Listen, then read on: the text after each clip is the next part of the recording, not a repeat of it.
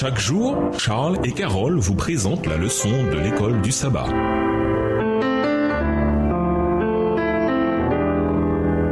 Dans votre émission, Dieu nous parle. nous voilà à la leçon de jeudi, l'Alliance, deuxième partie. Lisons Genèse 8, verset 21 à Genèse 9, verset 1. Quelle est la signification de l'engagement de Dieu à préserver la vie? En quoi la bénédiction de Dieu accomplit-elle cet engagement? Genèse 8, le verset 21 à Genèse 9, le verset 1. L'Éternel sentit une odeur agréable et l'Éternel dit en son cœur, je ne maudirai plus la terre à cause de l'homme, parce que les pensées du cœur de l'homme sont mauvaises dès sa jeunesse. Et je ne frapperai plus tout ce qui est vivant comme je l'ai fait. Tant que la terre subsistera, les semailles et la moisson, le foie et la chaleur, l'été et l'hiver, le jour et la nuit ne cesseront point. Chapitre 9. Dieu bénit Noé et ses fils et leur dit, soyez féconds, multipliez et remplissez la terre. L'engagement de Dieu à préserver la vie était un acte de grâce. Ce n'était pas le résultat des mérites humains. Dieu décida de préserver la vie sur terre malgré tout le mal que font les humains. Genèse 8, verset 21. Genèse 8, verset 22 dit littéralement « Tant que seront les jours de la terre », version Darby, c'est-à-dire aussi longtemps que cette terre d'accueil demeurera, les saisons se succéderont et la vie sera maintenue. En bref, Dieu n'a pas abandonné sa création. En fait, le texte suivant, qui parle de la bénédiction de Dieu, nous ramène à la création originale avec sa bénédiction. Genèse 1, les versets 22 et 28. Et Genèse 2, le verset 3. Le Seigneur, en un sens, donnait à l'humanité une chance de tout recommencer, de prendre un nouveau départ. Lisons Genèse 9 et versets 8 à 17. Quelle est la signification de l'arc-en-ciel? En quoi ce signe d'alliance, Genèse 9 verset 13,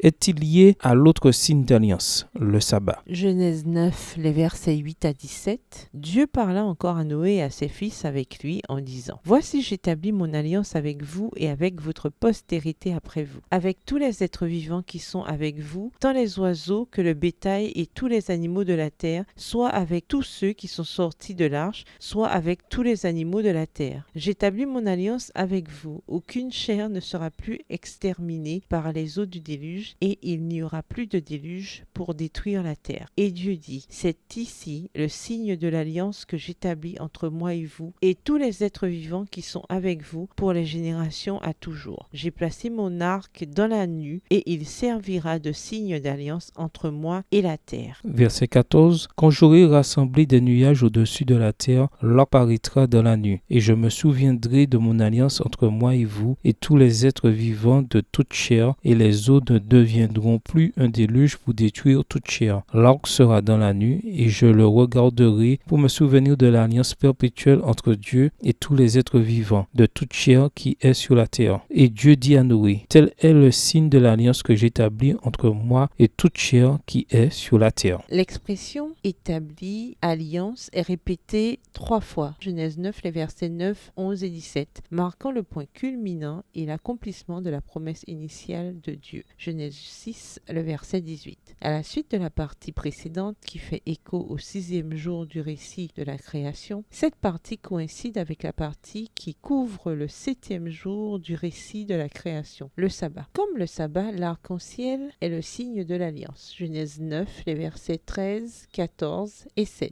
et Exode 31, les versets 12 à 17. De plus, comme le sabbat, l'arc-en-ciel a une portée universelle. Il s'applique au monde entier. Tout comme le sabbat, signe de la création, est pour tous, partout. La promesse qu'aucun autre déluge mondial ne se produira plus est également pour tous, partout. La prochaine fois que vous voyez un arc-en-ciel, réfléchissez à toutes les promesses que Dieu nous a faites. Pourquoi peut-on faire confiance à ces promesses et en quoi l'arc-en-ciel nous montre-t-il que nous pouvons leur faire confiance? Au revoir. Et à demain si Dieu veut.